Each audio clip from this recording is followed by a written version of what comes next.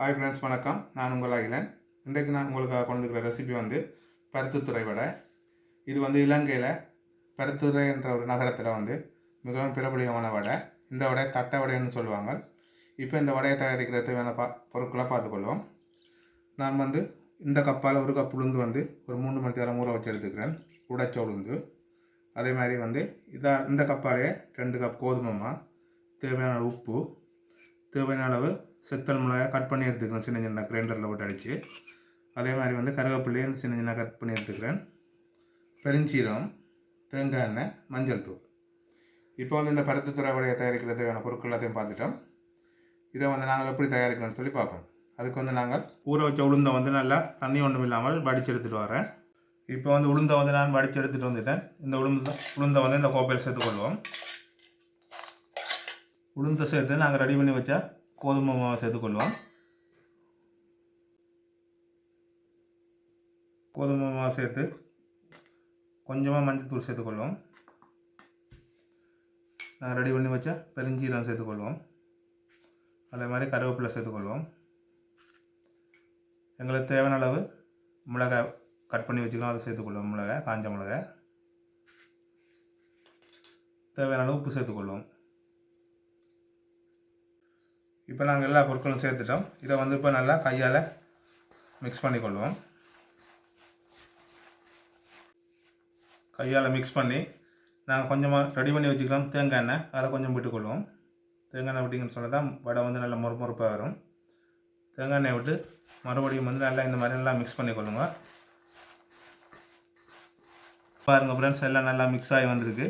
இந்த டைமில் நாங்கள் தண்ணி விட்டு கொஞ்சம் கொஞ்சமாக தண்ணி விட்டு குழச்சி எடுத்துக்கொள்வோம். தண்ணி விட்டு குழைக்க வந்து கவனமாக இருக்கணும். கொஞ்சம் கொஞ்சம் தண்ணியாக விட்டு குழைச்சி கொள்ளுங்க. கூட தண்ணி விட்டிங்கன்னு சொன்னால் வடை தட்டி கொள்ளையெல்லாம் போயிடும்.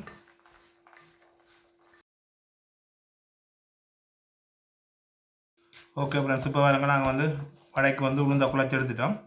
இப்போ வந்து நாங்கள் வடையை தட்டி எடுத்துக்கொள்வோம். இப்போ வந்து இந்த வடையை தட்டி எடுக்கிறதுக்கு இதே மாதிரி ஒரு தட்டத்தில் கொஞ்சமாக மாவு தூவி கொள்ளுங்க.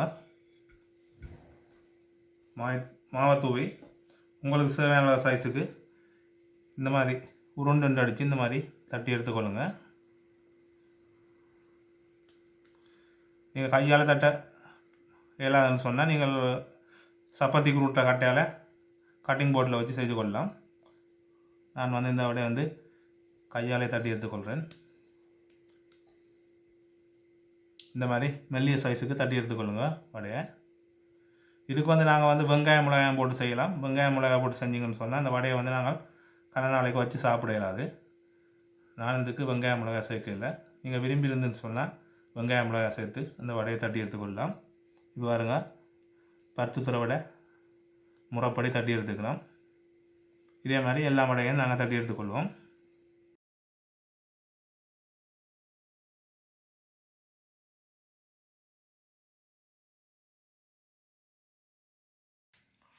ஓகே ஃப்ரெண்ட்ஸ், இப்போ பாருங்கள், நாங்கள் வடையெல்லாம் தட்டி எடுத்துட்டோம்.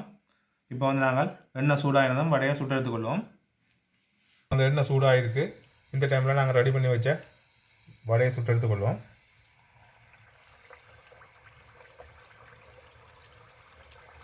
நாங்கள் தயாரித்த பருத்தித்துறை வடை வந்து ஒரு சூப்பரான வாசத்தோடு ரெடியாக இருக்குது. இப்போ வந்து நாங்கள் இதை ஒரு தட்டத்துக்கு மாற்றிக்கொள்வோம். அதே மாதிரி மீதி உள்ள வடையை நாங்கள் சுட்டு எடுத்துக்கொள்வோம்.